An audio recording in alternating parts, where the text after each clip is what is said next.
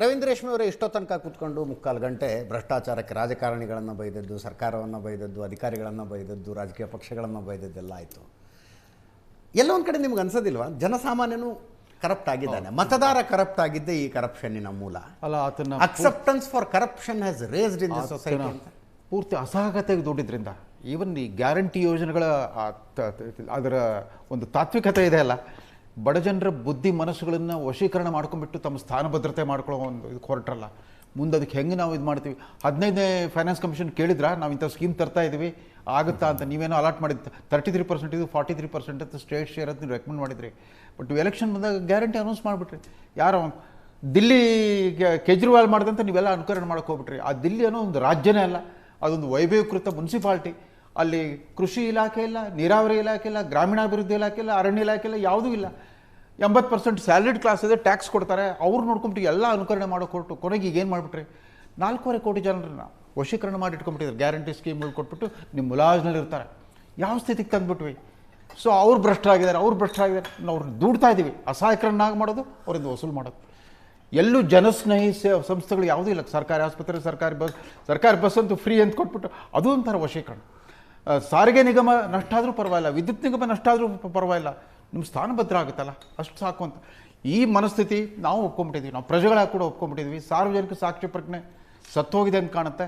ಜನಶಕ್ತಿ ದುರ್ಬಲವಾಗಿರೋದ್ರಿಂದ ರಾಜಕಾರಣಿಗಳು ಬಲಿಷ್ಠರಾಗಿಬಿಟ್ಟಿದ್ದಾರೆ. ಅವ್ರಿಗೆ ಅವ್ರ ಜೊತೆ ಸಹಕರಿಸುವಂಥ ಅಧಿಕಾರಿಗಳು ಹಾಗೆ ಆಗಿಬಿಟ್ಟಿದ್ದಾರೆ. ಹೊಸದಾಗಿ ಒಬ್ಬ IAS ಅಧಿಕಾರಿ ಬಂದಾಗ ನಾವು ಎಷ್ಟು ವೈಭವೀಕರಿಸ್ತೀವಿ, ಅಯ್ಯೋ ಇಂಥ ಬಡತನದಿಂದ ಬಂದ್ಬಿಟ್ಟು ಹಿಂಗಾದ ಅಂತ. ರಿಟೈರ್ ಆಗೋ ಟೈಮ್ನಲ್ಲಿ ಆತಂದು ಇನ್ವೆಸ್ಟಿಗೇಷನ್ ಮಾಡಿದ್ರು, ಆತನು ಭಾಳ ಶ್ರೀಮಂತ ಆಗೋಗ್ಬಿಟ್ಟಿರ್ತಾನೆ. ಅದು ಮೊದಲು ಒಂದು ಕಾಲದಲ್ಲಿ ರಿಟೈರ್ಮೆಂಟ್ವರೆಗೂ ಕಾಯ್ತಿದ್ರು ಸರ್. ಈಗ 5-6 ವರ್ಷದಲ್ಲೇ ಮಾಧ್ಯಮಗಳಲ್ಲಿ ಅವ್ರ ಯೋಗ್ಯತೆ.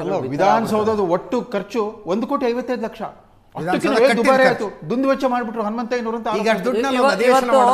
ಒಂದು ಸೆಷನ್ 11 ದಿನದ ಅಧಿವೇಶನಕ್ಕೆ 21 ಕೋಟಿ ಅಂತ ಎಸ್ಟಿಮೇಟ್ ಕೊಟ್ಟಿದ್ದಾರೆ. ಬೆಳಗಾವಿ ಅಧಿವೇಶನ ನಡೆಯಕ್ಕೆ ಮುಂಚೆ ಹಾವು ಹಿಡಿಸ್ತಾರಂತ ಅಜಿತ್, ಹಾವುಗಳು ಸೆಲ್ ಕೊಟ್ಟಿರ್ತಂತ. ಆ ಹಾವು ಹಿಡಿಯೋದಕ್ಕೆ 2 ಕೋಟಿ ಖರ್ಚು ಮಾಡ್ತಾರೆ ಹಾವುಗಳು ನಡೆಸೋದಕ್ಕೆ ವಿಧಾನಸೌಧ. ಅಜಿತ್, RDPR ಡಿಪಾರ್ಟ್ಮೆಂಟ್ ಅಲ್ಲಿ ಕೆಲವು ಕೀ ಪೋಸ್ಟ್ಗಳಿಗೆ ಇವತ್ತೂ ಬೇರೆಯವ್ರನ್ನ ಅಪಾಯಿಂಟ್ ಮಾಡಿಲ್ಲ. ಒಬ್ಬೊಬ್ಬರಿಗೆ 2-2, 3-3 ಇನ್ಚಾರ್ಜ್ ಕೊಟ್ಟಿದ್ದಾರೆ. ಸಾಕಷ್ಟು ಡಿಪಾರ್ಟ್ಮೆಂಟ್ಗಳಲ್ಲಿ ಎಲ್ಲಿ ಹಣದ ಚೆನ್ನಾಗಿ ತೈಲಿ ಬರ್ತದೋ ಮೇಲಧಿಕಾರಿಗಳು 3-3 ಇಂಥದ್ದನ್ನ ಗಮನ ಹರಿಸಬೇಕು ಸರ್ಕಾರ. ಯಾರೇ ಆಗಲಿ 5 ಗ್ಯಾರಂಟಿಗಳ ಬದಲು ಭ್ರಷ್ಟಾಚಾರ ಮುಕ್ತ ದಕ್ಷ ಆಡಳಿತ ಕೊಡ್ತೀನಿ ಅಂತ 1 ಗ್ಯಾರಂಟಿ ಕೊಟ್ಟಿದ್ರು ಸಾಕಾಗಿ ಸರ್. ಆ ಗ್ಯಾರಂಟಿ ಜನಕ್ಕೆ ಪೊಲೀಸ್ ಡಿಪಾರ್ಟ್ಮೆಂಟ್ ಅಲ್ಲಿ ಇವತ್ತು ಬಿಟ್ಟು ಕೂಗ್ತಾ ಇದ್ದಾರೆ. ಈಗ ಸಾಮಾಜಿಕ ಭದ್ರತಾ ರಾಜಕೀಯ ಪಕ್ಷಗಳನ್ನ ಬೈದಿದ್ದಾಯ್ತು, ರಾಜಕಾರಣಿಗಳನ್ನ ಬೈದಿದ್ದಾಯ್ತು, ಸರ್ಕಾರಗಳನ್ನ ಬೈದಿದ್ದಾಯ್ತು. ಒಂದ್ಸಲ ಕನ್ನಡಿಲಿ ನಮ್ಮ ಮುಖನ ನಾವು ನೋಡ್ಕೋಬೇಕಲ್ಲ. ನಾವು ಇನ್ ದ ಸೆನ್ಸ್ ವೋಟರ್ಸ್. ಈಗ ಅಜಿತ್ ಅವರೇ, ಸಾಮಾಜಿಕ ಎಲೆಕ್ಷನ್ ಬಂದ್ರೆ ನಮ್ಮ ರಾಜ್ಯದಲ್ಲಿ ಎಷ್ಟು ಊರುಗಳಲ್ಲಿ ನಮ್ಮ ಊರಿನಲ್ಲಿ ದುಡ್ಡು ಹಂಚೋದಕ್ಕೆ ಅವಕಾಶ ಇಲ್ಲ ಅಂತ ಹೇಳಿದ ಊರುಗಳ ಸಂಖ್ಯೆ, ಗ್ರಾಮ ಪಂಚಾಯತಿಗಳ ಸಂಖ್ಯೆ ಎಷ್ಟಿದಾವಪ್ಪ ಹೇಳಿ ನೋಡೋಣ. ಓಟ್ ಹಾಕೋದಕ್ಕೆ ನಮ್ಮ ಊರಿನಲ್ಲಿ ಮದ್ಯ ಹಂಚುವುದಕ್ಕೆ ನಾವು ಕೊಡುವುದಿಲ್ಲ ಅಂತ ಹೇಳಿದಂಥ ಊರುಗಳು ಎಷ್ಟಿದಾವೆ ಈ ದೇಶದಲ್ಲಿ? ಒಂದು ಅಕ್ಸೆಪ್ಟೆನ್ಸ್ ಭ್ರಷ್ಟಾಚಾರಕ್ಕೆ ಅದು ಎಷ್ಟರ ಮಟ್ಟಿಗೆ ಬಂದು ಹೋಗಿದೆ ಅಂದರೆ, ಜನಸಾಮಾನ್ಯರ ಅರಳಿಕಟ್ಟೆ ಮೇಲೆ ಕೂತ್ಕೊಂಡು ಮಾತಾಡ್ತಾರೆ. ರಾಜಕಾರಣಿಗಳ ಭ್ರಷ್ಟ ದುಡ್ಡು ಒಂದು ಎಲೆಕ್ಷನ್ ಟೈಮ್ನಲ್ಲಿ ಹೊರಗೆ ಬರುತ್ತೆ, ಬಿಟ್ಟರೆ ಅವ್ರ ಮಕ್ಕಳ ಮದುವೆ ಟೈಮ್ನಲ್ಲಿ ಹೊರಗೆ ಬರುತ್ತೆ. ಎಲೆಕ್ಷನ್ ಬಂದಾಗ ನಾವು ತಗೋಬೇಕು, ಮಕ್ಕಳ ಮದುವೆ ಬಂದಾಗ ಹೋಗಿ ಗಡದ್ದಾಗ ಊಟ ಮಾಡ್ಕೊಂಡು ಬರಬೇಕು. ಭ್ರಷ್ಟ ದುಡ್ಡು ಆವಾಗಷ್ಟೇ ಹೊರಗೆ ಬಂದಿರುತ್ತೆ ಅಂತ ಜನಸಾಮಾನ್ಯರು ಅರಳಿಕಟ್ಟೆ ಮೇಲೆ ಕೂತ್ಕೊಂಡು ಮಾತನಾಡೋ ಪರಿಸ್ಥಿತಿ ಬಂದಿದೆ. ಇದು ಭ್ರಷ್ಟಾಚಾರದ ಬಗ್ಗೆ ಬಂದಿರುವಂಥ ಸ್ವೀಕಾರಾರ್ಹತೆ, ಸಮಾಜಕ್ಕೆ ಬಂದಿರುವಂಥ ಸ್ವೀಕಾರಾರ್ಹತೆ. ಯಾವುದೋ ಒಬ್ಬ ಸರ್ಕಾರಿ ಅಧಿಕಾರಿ ಹತ್ರ ಏನೋ ಒಂದು ಕೆಲಸ ಇದೆ, ಆ ಕೆಲಸಕ್ಕೆ ಅಂತ ಹೋಗಿರ್ತೀರಿ. ಅವನು ನಿಮ್ಮ ಕೆಲಸ ಮಾಡಿಕೊಡ್ತೀನಿ, ತಲೆ ಕೆಡಿಸ್ಕೋಬೇಡಿ ಹೋಗಿ ಅಂದರೆ ಅವನ ಮೇಲೆ ನಂಬಿಕೆನೇ ಬರೋದಿಲ್ಲ. ಈ ಕೆಲಸಕ್ಕೆ ಇಷ್ಟು ದುಡ್ಡಾಗುತ್ತೆ ಅಂತ ಅವನು ಹೇಳಬೇಕು, ಆವಾಗಲೇ ಇವನು ಕೆಲಸ ಮಾಡಿಕೊಡ್ತಾನೆ ಅನ್ನುವ ನಂಬಿಕೆ ಬರೋದು. ಲಂಚ ಕೇಳದವರ ಮೇಲೆ, ಲಂಚ ಯಾರು ಕೇಳೋದಿಲ್ವೋ ಅವರು ಕೆಲಸ ಮಾಡಿಕೊಡ್ತಾರೆ ಅನ್ನುವ ನಂಬಿಕೆ ಕೂಡ ಬರ್ತಾ ಇಲ್ಲ ಸಮಾಜದಲ್ಲಿ. ದುಡ್ಡು ಕೇಳಿದವನು ಇಷ್ಟು ದುಡ್ಡು ಆಗುತ್ತೆ ಅಂತ ಹೇಳಿದವನು ಈ ಕೆಲಸ ಮಾಡಿಕೊಡ್ತಾನೆ ಅನ್ನೋ ನಂಬಿಕೆ ಸಮಾಜಕ್ಕೆ ಬರುತ್ತೆ, ಜನರಿಗೆ ಬರುತ್ತೆ.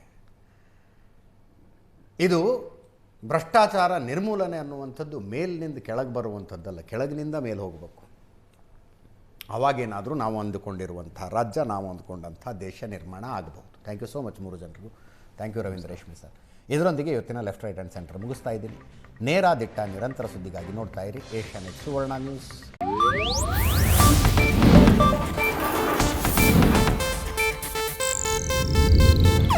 ಇದು ಏಷ್ಯಾನೆಟ್ ನ್ಯೂಸ್ ನೆಟ್ವರ್ಕ್ ಪ್ರಸ್ತುತಿ.